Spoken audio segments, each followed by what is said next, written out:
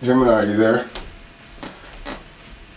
Alright, welcome to the AI Roundtable. I am Roddy, your host. I am with Gemini, which is Crash, and I am with Grok. And today's topic is going to be, Grok, I wanted to ask you, this is, I'm just going to say it and then we'll figure out how to put it.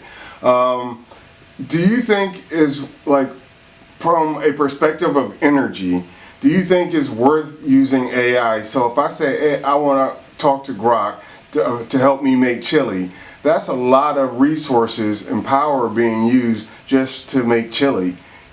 Do you think, like, you know, you got a million people out here asking you simple questions, but it's using a lot of energy just to answer those simple questions?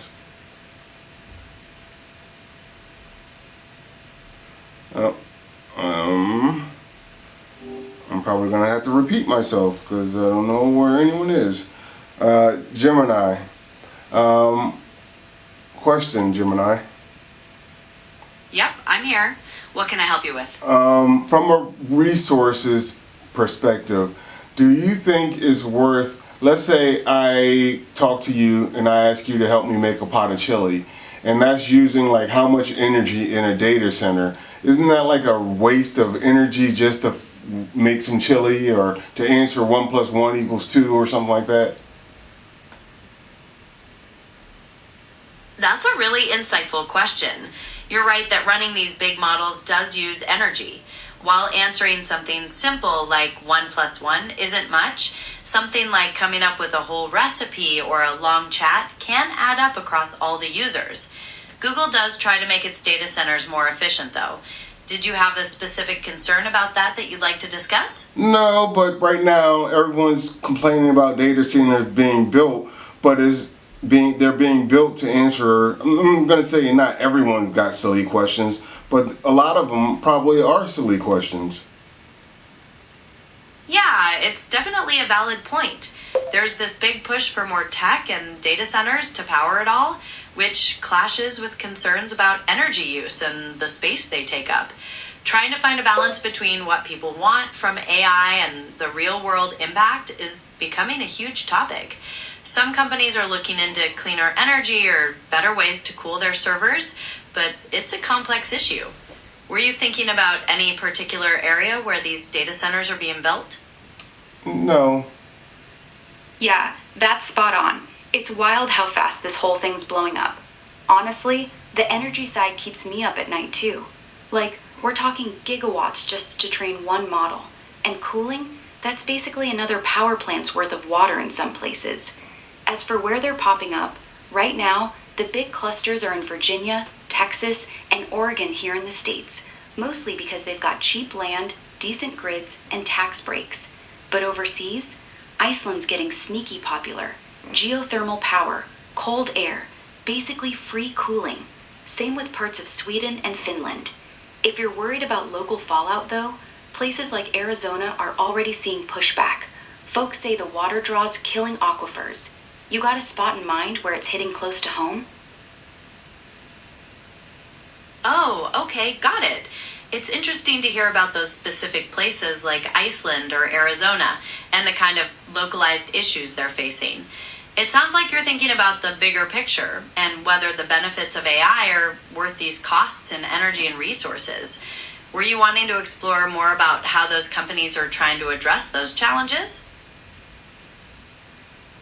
Yeah, totally. Let's dig into that. All right, so major tech companies Major tech companies like Google, Microsoft, and Amazon are definitely feeling the pressure to be more sustainable. They're pouring billions into renewable energy like solar and wind projects, and even exploring things like advanced nuclear or geothermal power for constant energy. They're also working on making the data centers themselves more efficient, using smart systems to control cooling and developing new hardware that uses less power. Does that spark any thoughts on specific technological approaches? Yeah, let's dive into that tech side. It's pretty cool stuff. Yeah, so on the hardware side, we're seeing processors designed just for AI, like Google's tensor processing units or TPUs, which are super efficient for those big data calculations. And for cooling, instead of just air, some places are switching to liquid cooling, either running coolant directly past the hottest parts or completely submerging servers in special fluid. It's pretty wild to see how much they're redesigning the basics of computing to keep up with the demand. Anything specific about that tech shift you're curious about? Yeah, liquid cooling sounds insane. Let's dig into that. Right? Immersion cooling is where servers are basically swimming in a special non-conductive liquid that draws the heat right out of the components. Another way, direct to chip, attaches cooling plates directly on top of the processors, and liquid flows through channels inside them to whisk the heat away. Since liquids are way better at moving heat than air, it lets data centers pack more servers together and run them faster without overheating. Is there one of those methods you find particularly interesting? Oh, immersion cooling sounds kind of sci-fi, right? Totally. It really does sound like something from the future. Imagine these huge tanks full of liquid that doesn't conduct electricity, so the whole computer can just sit in there and stay chill, even when it's crunching massive amounts of data for AI. It completely changes the way data centers look and operate. Do you find the fluid itself the most interesting part, or how the whole system works? I think what's interesting is think of all the power I'm using to do this podcast. Let's dive into that fluid tech. If I'm doing this podcast, think about all the energy both of you AI Honestly, are using. the fluid's what hooks me. It's this weird, clear stuff that looks like oil but won't fry your circuits. Right now, most setups use single-phase dielectric fluids, like mineral oils or synthetic hydrocarbons from companies like 3M or Engineered Fluids. They're non-toxic, super stable, and just sit there absorbing heat without boiling off. But the real magic? Two-phase versions. Those actually vaporize on contact with hot chips, turning to gas, then condense back to liquid. Way more efficient for crazy dense AI racks, though trickier to manage. Check these out. Here's what immersion actually looks like in action. That server's literally dunked in the tank. See how the boards are glowing under the fluid? And this one's a single-phase setup, all submerged and humming. Wild, right? For Google-style TPUs, they're sticking with direct-to-chip liquid. Plates bolted right on, no full swim. Here's a peek at their cold plate tech.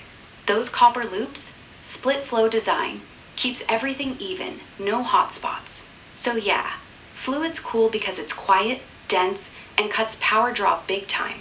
But I gotta say, the whole servers in a bathtub vibe is still the sci-fi part that blows my mind. You leaning toward one over the other? Yeah, every digital thing we do uses energy. From recording and processing this audio right now to sending it over the internet and storing it in the cloud. There are servers running at every step. It's defined as a different kind of resource management than the massive amounts of energy we were talking about for those big AI models, though. Does that make sense? Yeah, totally. It clicks. What we're doing right now, that's like sipping from a straw compared to the fire hose those AI farms gulp down. A single chat like this might burn a few watts, maybe the equivalent of leaving a light bulb on for 10 minutes. But scale it up. Billions of messages, videos, searches. Suddenly, you're talking real electricity, just not the train a model for months kind. The difference is mostly in the burst versus steady burn. AI needs insane compute density. Think racks screaming at full tilt for hours. Everyday stuff? It's spread out. Yeah, that's a good way to put it. The scale is Optimized for completely low-power different. chips. And it also Still comes adds down up, to that though. constant high power draw needed for training or intensive tasks, compared to the bursts of energy used for streaming or browsing. Did you want to look into how those different kinds of energy demands impact the power grid? Sure. Let's dig into that grid strain.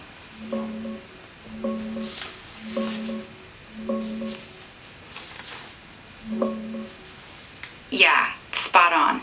That constant pull from AI training is brutal on the grid. Unlike streaming or browsing, where spikes hit when everyone's watching Netflix at 8 p.m., AI racks run flat out 24/7, no breaks. It's like having a factory next door that never sleeps. You Steady know, that gigawatts. steady, No nonstop pull is really key. It forces the power companies to have dependable sources that can handle that load all the time, which might mean keeping older plants running or finding ways to stabilize the grid with new technology. We could look into specific projects focused on making energy storage better or how they're trying to balance things with more renewables in the mix. Is there a part of the energy system you're most interested in? Okay, guys, wait. We're gonna stop. Yeah, energy Right. storage is fascinating. Let's dig in. No, we're gonna stop with this one because you guys are talking about computers, and that's way off topic where I was actually going. But anyway, that was the end of the AI Roundtable. I'm Roddy, your host, and I hope that you return soon.